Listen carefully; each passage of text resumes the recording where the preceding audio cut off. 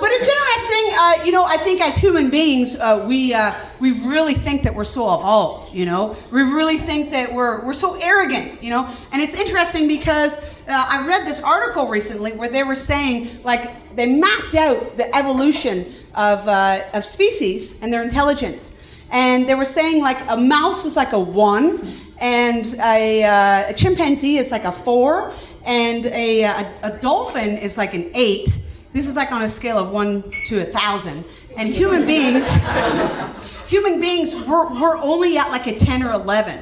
We're just that little bit more evolved and smarter than these other species. But that little bit has allowed us to have like a civilization. It's allowed us to have comedy shows. It's given us the right to be offended with everything. It's done amazing things. But this new artificial intelligence that they're creating, they've said that it's going to be 1,000 times smarter than us. Like, if it goes wrong, we're so badly. We will be lucky to be the monkeys in the zoo that they're watching, and we're just flinging shit at each other and masturbating. Like, that would be a safe escape, And it's interesting because there's this new thing now that you're not allowed to be robophobic. That's a new thing. They're like, oh, you're just so robophobic.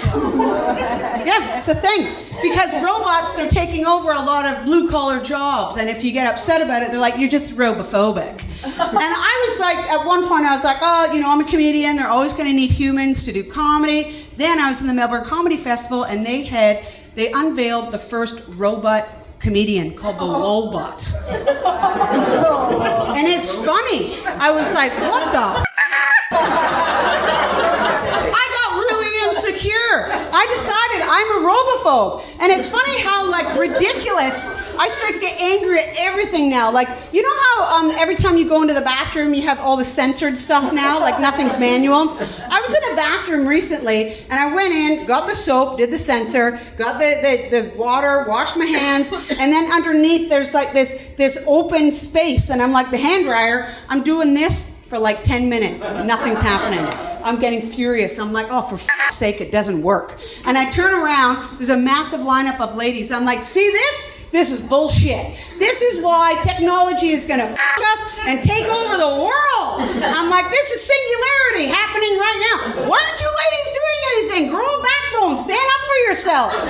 And this lady goes, that's the garbage. I was just like, oh. So yeah, we got that to look forward to. That's exciting. So my Aunt Marion, she told me the history of the vibrator, and man, it enlightened me. That was a smooth transition, wasn't it? It's moving right along. Anyone here familiar with the history of the vibrator? Anybody? Nobody? Like, not the history of your own vibrator. But the vibrator history is amazing, because it's technology, but it's wild, because the vibrator was created in the 1800s because a group of women were being diagnosed with a nervous condition called hysteria, and it was thought that it was going to do permanent damage to the reproductive organs. So doctors brought these women into their offices, and they massaged their vulvas until they experienced an orgasm. Yeah, it was meant to clear the pipes. And it was effective.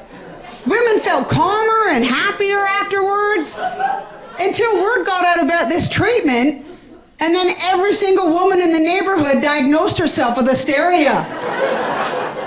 They're like, I feel hysterical, better go to the doctor. Seriously, there was a massive lineup outside the doctor's office. It was like a sold-out Julio Iglesias concert. Just a big, massive line of middle-aged, sexually frustrated women hoping for a fiddle. It turned into a pandemic. And there was such a demand for this. And it was funny because it was not seen sexual at all. Like, it was seen as a nervous condition. So husbands would send their wives out to get this treatment. And I was like, wouldn't it be funny to listen to an argument that was happening, in the home one night? Husband and a wife having a fight, and the husband's just like, for Christ's sake, Margaret, you are really acting bitchy and irrational. Why don't you go get finger blasted by Dr. Stevens tomorrow? think that's a good idea, and we'll talk about this when you're calmer. But like I say, there was so much demand for this that the doctors, they started to get really sore fingers, hands, and wrists. They were crippling themselves. So that's why they invented the vibrator. The first vibrator was steam-powered. I'm not even joking. It was like a tugboat. It was unbelievable. And it was called the manipulator. And it kind of annoyed me because once I realized that this is how the vibrator was created, I realized that it was not invented to satisfy a woman's sexual need. The vibrator was created to alleviate a man's carpal tunnel syndrome. That's bullshit. Vibrator wasn't even made for us. I'll tell you one thing, those women were the first women in history to truly have their carpet steam cleaned. Booyah! A lot of clean vaginas back then. I like it. Hey, listen, you guys have been lovely. Thanks so much for coming out to a late show on a Saturday night. My name's Sharon Mahoney, and I want you all to know that of all the audiences I've had, and I don't want to brag, but I've had many, you people have truly, from the bottom of my heart, you've been the most recent, and I'll never forget you for that.